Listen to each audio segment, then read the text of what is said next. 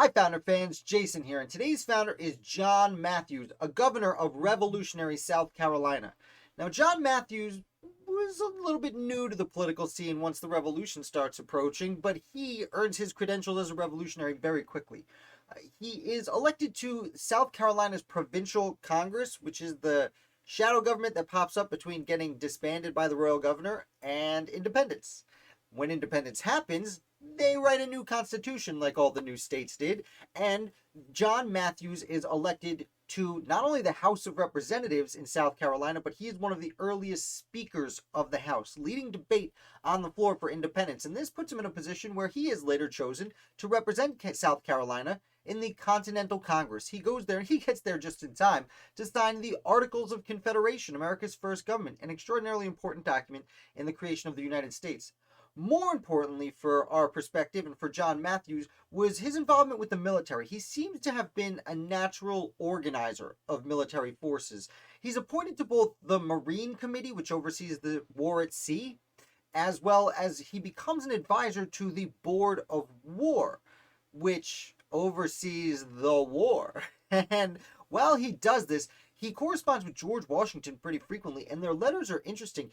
They actually talk extremely at extreme lengths. He communicates with George Washington mostly about troop movements and recruitment and how to unify the separate states into one fighting force.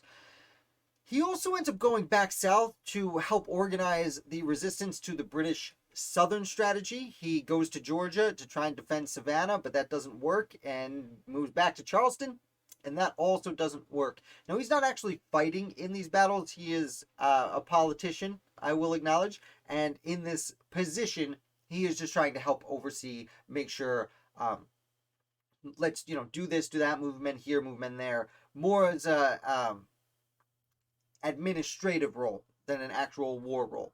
And it doesn't work, but that's okay. Despite those setbacks, John Matthews is soon after this actually elected governor of South Carolina, and he's in the governor's seat for several years, during which time the war ends, and he's responsible for seeing the transition from revolutionary brand new government to actual peacetime government. Imagine that.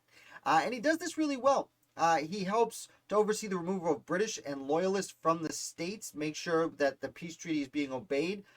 He helps to maintain order in the South during this time period, and there were skirmishes going on. I'll remind you, famously, John Laurens dies during this time in a minor skirmish. So Matthews is trying to cease any hostilities as per the agreement that has come in. He then ends up, after being governor, he goes to the South Carolina House of Representatives, and while he's in the House of Representatives, he spends a year in the House of Representatives, which is weird to go from governor to House of Representatives, but I guess it happens. And then he ends up going through several judicial positions. He's kind of passed around all of the higher courts of South Carolina, but he never achieves Chief Justice, which I was a little surprised to see, despite serving in so many such a variety of capacities.